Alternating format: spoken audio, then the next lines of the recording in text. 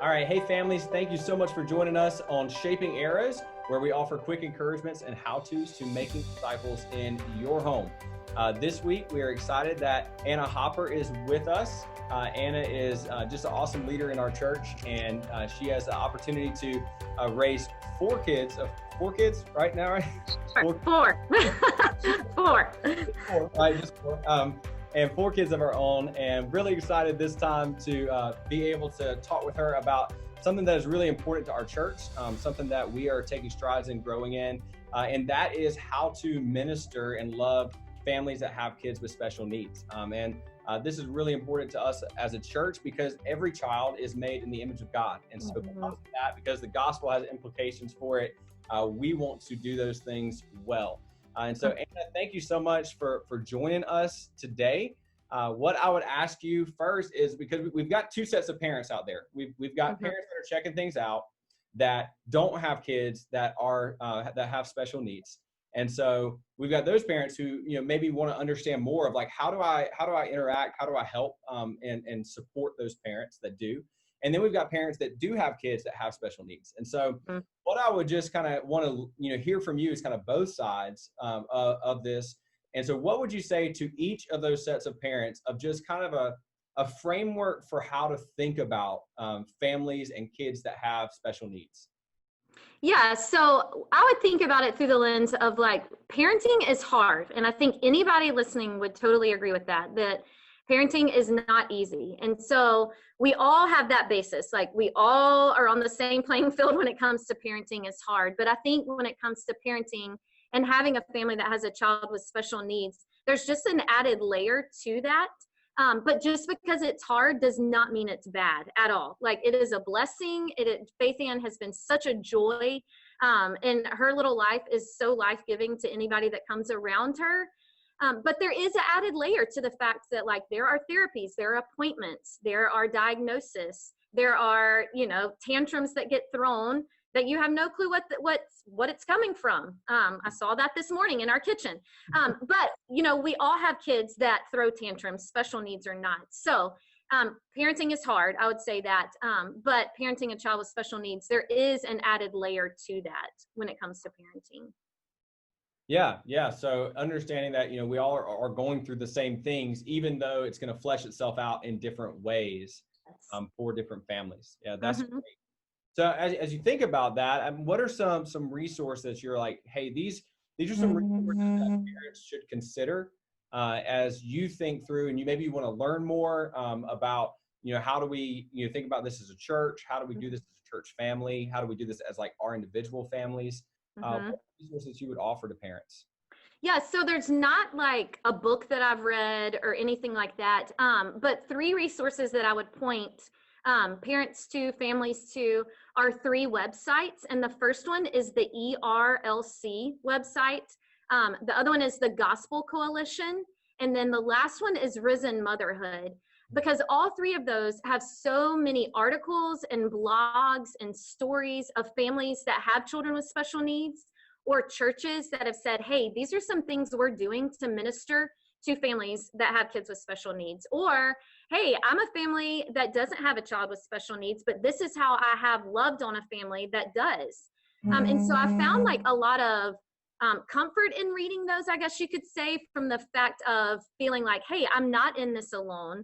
Or, this is a way that Mercy Hill can love families better and serve families better, because we are not the only family in the church here at Mercy Hill that has a child with special needs. And so, like you said, Brant, it's like we are always striving to say, like, how can we make these families, when they walk through the door, even though they're coming to it, totally different than families that don't have a child with special needs, how can we make them feel welcome? How can we make them feel comfortable with leaving their child in our kids ministry or whatever it may be?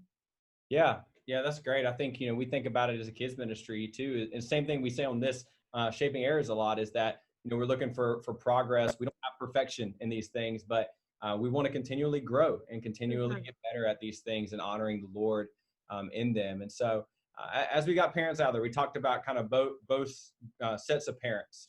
What would you say, hey, here's an action step. Here's something that you could do, a step that you could take as a parent that doesn't have kids with special needs, And as a parent that does have kids that have special needs, what would you say to each of those parents? Here's one action step for this group. Here's one action step for this group. So I'll start with the families that do have a child with special needs. One thing I have learned about myself is that I don't do well asking for help. And so families with kids with special needs, like, know that as a church body, like, we want to come alongside of you and your family and helping you shape the arrows that God has blessed you with, whatever that may look like. If that's bringing you a meal, if that's babysitting your other kids, if that's just coming over so that you can take a nap, like, we want to do that.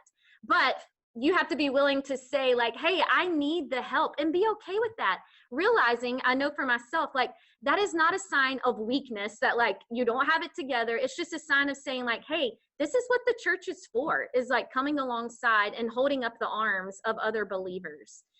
So that would be the side of like families with kids with special needs. It's like, don't be afraid to ask for help. Because there are so many families that do want to jump in and help. So for those families that say, hey, we want to jump in and help serve these families, like, what is a way that we can do that? Ask the question, how can you help? But maybe it's even more specific to say, hey, I want to come babysit your kids once a month so that you and your husband can go out on a date night. That's something that a young couple here at Mercy Hill has done for us. And it has been the biggest gift, because our kids, especially Faith Ann, are very familiar with this couple, and it has put such ease in my mind when we leave, knowing that like Faith Ann feels comfortable with them because she's used to seeing them at least once a month. But maybe it's you're offering to bring dinner once a month to a family, or taking the other kids that don't have special needs out of the house for a little while. I know that that's something that was a huge gift to us, especially when we brought Faith Ann home, is somebody saying, hey, let us take your older three and get them out of the house and give them some time together, because a lot of times they do get the short end of the stick when it comes to attention and things like that. Not intentionally, but that's just kind of how it goes with having a child with special needs. Yeah, I think we probably fall into this in a lot of different areas. I think where you hear people that say like, hey, like, I'd love to help, or like, let me know if you need help. There's nothing specific about it.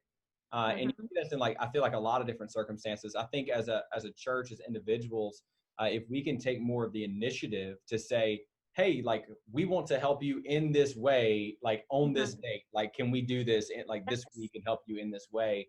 Right. And those needing assistance, being willing to say like, hey, I'm human and I can receive this assistance and it's okay. And I'm not less of a human for receiving this. Yes.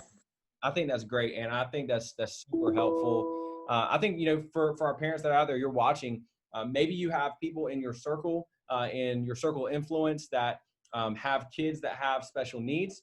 Maybe you're a parent of a kid that has special needs. I would encourage you to think through some of these things that Anna has shared and reach out if there's ways that we can help you as a church. Reach out to your community group, reach out to the church body, because we want to do that. We want to grow in these things. We don't do these things perfectly, but we want to grow and continue to get better at serving parents in every capacity. And so, Anna, thank you so much for your Hey, one other thing, sorry, that I would add. I know we're not meeting in person, but once we are, because I am believing we are going to eventually meet back in person, but is the buddy system that Mercy Hill Kids has, that has been such a gift to me. Just with Faith Ann, when we first, when I first started bringing her into the nursery, she had a buddy, and Miss Molly. And I knew every single week when I dropped her off that Molly was going to be taking care of her. And that was a familiar face even to Faith Ann. And so serving in that capacity of saying, hey, I'm willing to go into kids and be a buddy to one of these kids that needs to have somebody walk alongside them so that they can, have the best experience they can in MH Kids. But not only that, like the ease and just I was almost like I would walk out of kids and just be like, oh, I can breathe for an hour because I know that Faith Ann is getting the care she needs. I can go and worship knowing that she is being well taken care of.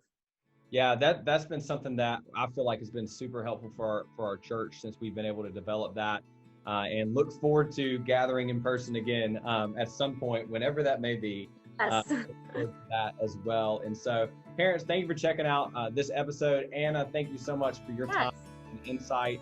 And if this has been valuable to you as parents, what we would ask is that you would share it with somebody else, that more parents would be equipped to shape arrows, to send them out of our homes, that they would accomplish much for the mission of God.